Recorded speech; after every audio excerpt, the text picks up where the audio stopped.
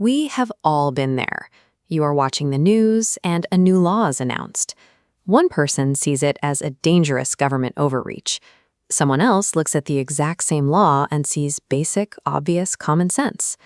Political theorist Joshua Chibouy noticed how exhausting these dead-end arguments can be, and he wanted to know why they never seem to actually get resolved. What he found is these two people aren't usually disagreeing about the facts of the law. They are disagreeing about the definition of a single word: freedom. In political theory, this connects to something called political legitimacy. That is simply a term for when a government's authority is actually justified and accepted by the people, instead of just being forced on them. Chibouy points out that depending on which definition of freedom you hold in your head, the exact same government action can look perfectly legitimate to you, or incredibly oppressive.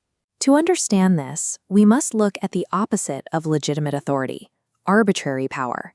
That happens when power is used over you without any real justification, constraint, or accountability. The first way we spot this bad power comes from the philosopher Isaiah Berlin. He viewed freedom through a lens called non-interference. Through Berlin's lens, power is only a problem when it actively blocks you. If a law physically stops you from making a choice, or slaps a legal penalty on you, that is an illegitimate use of power. But there is a blind spot here. If freedom just means nobody is actively touching you or telling you what to do, it completely ignores structural issues. You might be left alone by the government, but still be trapped in extreme poverty or a deeply unfair economic system. The non-interference lens is excellent at protecting you from direct bullies, but it leaves you entirely vulnerable to invisible traps. That blind spot leads us to a second lens, developed by T.H. Green, known as self-mastery. Green argued that true freedom requires having the actual capacity to reach your goals. Through his lens, a legitimate government should actively intervene to provide things like education and fair labor conditions, giving you the tools you actually need to succeed. But this approach comes with its own danger. If an authority decides what your best, most rational self should look like, they might start making choices for you. The self-mastery lens gives the government permission to actively help you, but the risk is that it crosses the line into forcing you to comply with things for your own good. To balance this out, we can look through a third lens from Philip Pettit, called non-domination. Pettit focuses on the danger of unchecked potential power.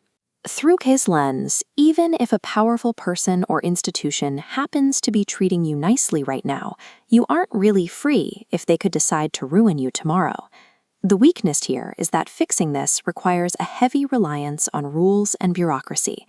You have to build complex institutions to keep everyone's power in check, and those systems might look totally fair on paper while still failing to protect people in the real world.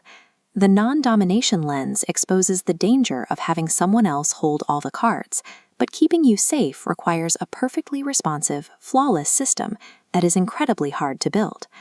By looking at all three of these thinkers, Chibouy offers a really helpful insight.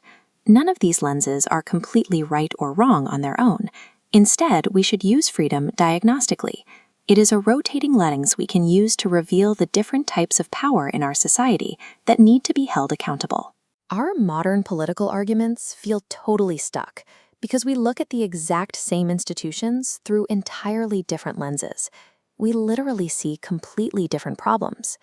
When people argue over a new policy, they are rarely debating the raw facts of what the policy does. They are arguing about what kind of arbitrary power scares them the most.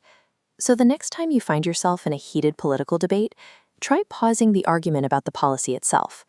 Ask the other person what version of freedom they are looking through, and you might finally understand exactly what they see.